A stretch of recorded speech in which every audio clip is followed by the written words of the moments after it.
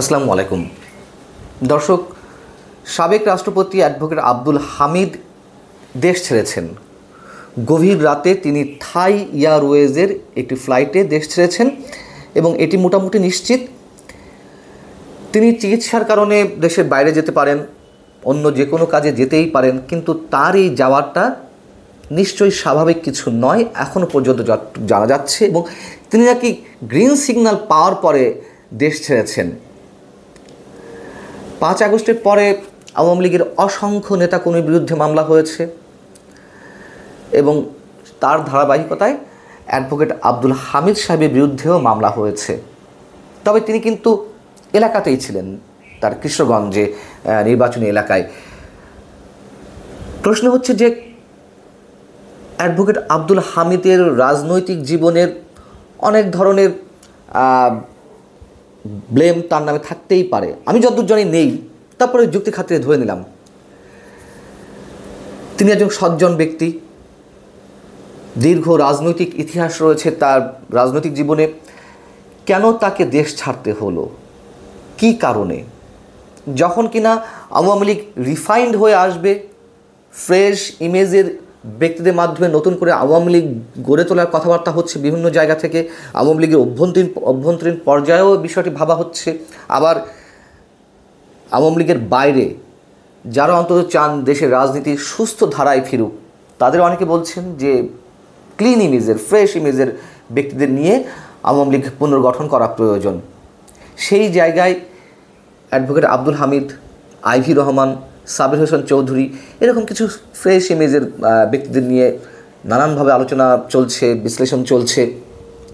সেই মুহূর্তে অ্যাডভোকেট আব্দুল হামিদের দেশ ত্যাগের খবর। এবং আমি প্রথমে বলছিলাম যে নিশ্চিতভাবে এটি স্বাভাবিক প্রক্রিয়ায় যাওয়া নয়। তাহলে কি তার উপরে কোনো কিছু ইম্পোজ করা হয়েছে? তাকে ভয়ভীতি দেখানো হয়েছে?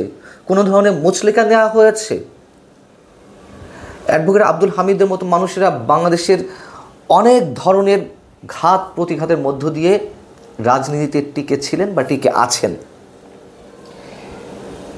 যখন আওয়ামী লীগকে পুনর্বাসনের কথা বলা হচ্ছে, ফ্রেশ আওয়ামী লীগ আসুক বা রিফাইন্ড আওয়ামী লীগ আসুক, এরকম নানান ধরনের কথা বলা হচ্ছে। যারা বলছেন তাদের উদ্দেশ্যে আবার হুঙ্কার ছাড়া হচ্ছে জাতীয় নাগরিক পার্টি বা সাবেক ছাত্র সমন্বয়কদের পক্ষ থেকে। বারবার একটা কথা বলি যে আওয়ামী লীগকে নিষিদ্ধ করা সম্ভব নয়, বিএনপিকে নিষিদ্ধ করা সম্ভব নয়। নিষিদ্ধ করলেও এই দলগুলো নিষিদ্ধ হয়ে যাবে না, একেবারে ভ্যানিশ হয়ে যাবে না, কোনো অবস্থাতেই না। অতএব অবশ্যই রাজনৈতিক একটা পরিবর্তনের জন্য, ইতিবাচক পরিবর্তনের জন্য ক্লিন ইমেজের মানুষদের দিয়েই অন্তত আওয়ামী লীগকে পরিশুদ্ধ হতে হবে। সেই জায়গায় আমরা দেখছি যে নানান ধরনের হুমকি ধামকি, নানান ধরনের থ্রেট, মানে প্রধান উপদেষ্টাকেও থ্রেট দেওয়া হচ্ছে, ডক্টর মোহাম্মদ ইউনূসকে। এগুলো আবার অনেকে বলছেন নাটকের অংশ, আওয়ামী লীগ নিষিদ্ধ হবে না, কিন্তু ছাত্রদের আবার নামানো হয়েছে প্রধান উপদেষ্টার বিরুদ্ধে কথা বলার জন্য এই ইস্যুতে। নাটক, বাস্তবতা, আমরা এগুলোর সমীকরণ অনেক মিলিয়েছি, হয়তো আরও অনেক মেলাতে হবে। কিন্তু অ্যাডভোকেট আব্দুল হামিদ মানুষ হত্যা করতে পারেন, এটাকে আমাদের বিশ্বাস করতে হবে।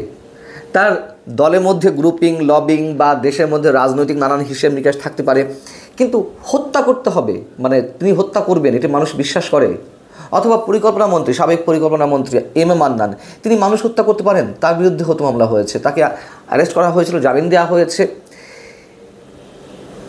এই যে আওয়ামী লীগ দ্বিধনের কাজ চলছে, এতে কতটুকু লাভ হবে? আমরা ওয়ান রিভেন সরকারের সময় দেখেছি কত ধরনের মুচলেকা নেওয়া হয়েছে। শেখ হাসিনা, খালেদা জিয়ার বিরুদ্ধে দলের লোকজন দিয়ে কথা বলানো হয়েছে, স্টেটমেন্ট নেওয়া হয়েছে, অনেক কিছু করা হয়েছে, লাভ হয়নি তো কিছু। এখন যাদেরকে দিয়ে আওয়ামী লীগ পুনর্গঠনের কথা বলা হচ্ছিল বা পুনর্বাসন বা রিফাইন্ড আওয়ামী লীগের কথা বলা হচ্ছিল, তাদের মধ্যে প্রথমেই নাম ছিল অ্যাডভোকেট আব্দুল হামিদের। সেই ব্যক্তিকে দেশের বাইরে আসলেই পাঠানো হয়েছে কিনা সেটি প্রশ্ন উঠতেই পারে, এবং এই প্রশ্নটা উঠবে আমি জানি। কিন্তু এতে লাভের লাভ নিশ্চয়ই কিছু হবে না, এবং যা কিছু করা হচ্ছে একটা সাময়িক উত্তেজনা, বারবার বলছি। এবং বিশেষ একটি গোষ্ঠীর এখন রাজনৈতিক পুঁজি হচ্ছে আওয়ামী লীগ বিরোধিতা।